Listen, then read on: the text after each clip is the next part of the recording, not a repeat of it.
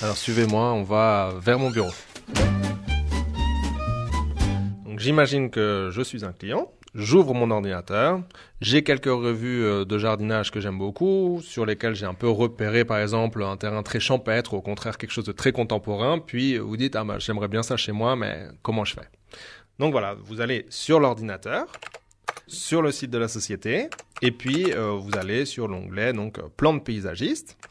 Et puis là, vous vous apercevez que vous allez cliquer sur l'élément que vous voulez refaire. Donc typiquement, si vous voulez refaire juste un massif, enfin un ensemble de fleurs, ou si vous voulez faire une terrasse, un potager en permaculture, ou on va supposer qu'on veut refaire un petit balcon. On choisit les différents, la surface tout d'abord. Donc on a un balcon qui est assez petit, on va dire que notre balcon il a un peu moins de 15 mètres carrés. Puis après, vous allez choisir l'architecte paysagiste que vous voulez. Donc l'un de nos architectes paysagistes que vous voulez. Donc vous avez le choix entre Lionel, Marc, Guillaume et autres. On voit leur portrait, vous avez même un petit descriptif de ce qu'ils font, quelles sont leurs tendances, quels sont un peu leurs points forts, quelles sont leurs pattes, etc. Donc là, on va prendre, Louison, on prend Louison. Je commande donc directement la formule avec Louison et je l'ajoute au panier. Combien coûte mon projet de balcon ? Là, pour un balcon de 15 mètres carrés, on en a pour 149 francs. Pour tous les plans, avec la palette graphique, l'ambiance, etc.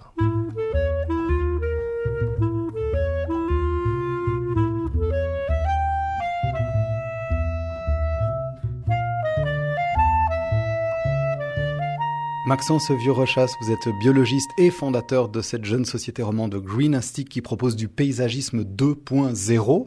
Autrement dit, sans contact physique entre le paysagiste et le client, puisqu'ils ne se rencontrent pas. Comment est-ce que le paysagiste va pouvoir évaluer le climat, l'altitude, la qualité de la terre, puisqu'il ne se rend pas chez le client ?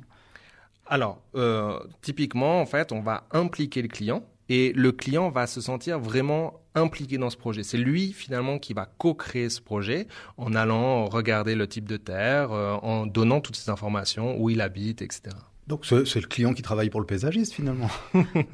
Alors non, pas tout à fait, parce que le plus gros du travail, c'est quand même l'architecte paysagiste qui va sélectionner toutes les plantes, celles qui sont adaptées à votre région, qui vont les agencer, qui vont calculer les bonnes densités par rapport à quelle plante, à côté de quelle autre plante, etc. Toutes les interactions pour créer les plans qui vous correspondent.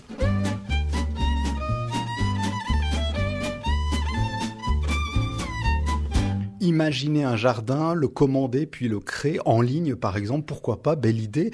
Le problème, et c'est là que ça se corse, c'est l'entretien. Quel suivi est-ce que vous assurez avec votre société une fois que les plans ont été commandés et livrés ? Alors, pour l'entretien, justement, vous pouvez aller dans un autre onglet qui s'appelle le conseil jardinage, où on a développé de très nombreuses fiches conseils pour expliquer comment planter, comment entretenir, pourquoi utiliser du BRF ou faire du compost.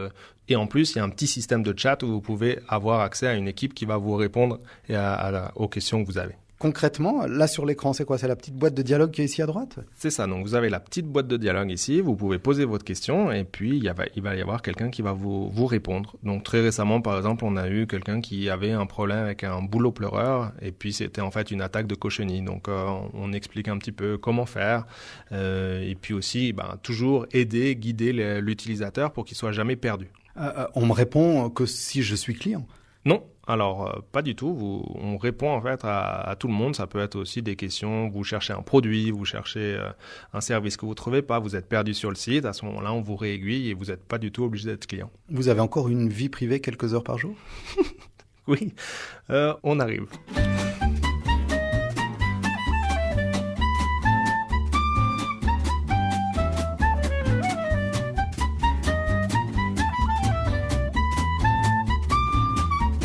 Venez, rapprochez-vous de l'écran et là, on va se déplacer pour un autre service qui est l'accès à la Green App. Alors, en fait, c'est une application web que notre société Greenastic a développée pour permettre aux gens de localiser leur terrain et créer un jardin, de l'aménager sans pesticides. Donc, pour cela, vous entrez, donc vous cliquez sur localiser votre terrain, vous entrez votre adresse. 40 avenue du Temple à Lausanne, c'est le jardin de la RTS. Voilà. Automatiquement, qu'est-ce qu'on voit? On voit les toits de la RTS entourés de la petite forêt et on va aller donc refaire par exemple ce petit massif. Donc on prend une photo, on clique sur le bouton prendre une photo et on commence à dessiner directement sur l'image satellite et à délimiter le terrain. Et après, l'application modélise votre terrain et vous montre, vous récupérez en fait les mesures de votre jardin. Vous pouvez le réorienter. Et ensuite, à partir de là, vous allez indiquer les ombres, puis ensuite où vous voulez votre potager. Alors moi, je vais commenter. Le talus, vous venez effectivement de le dessiner, et puis il se remplit, ce talus. Alors là, il y a toute une kyrielle d'options. C'est assez amusant parce que vous avez à la fois la plante et son prix à l'unité qui défile. Qu'est-ce que vous avez choisi pour réaménager le talus de Monsieur Jardinier?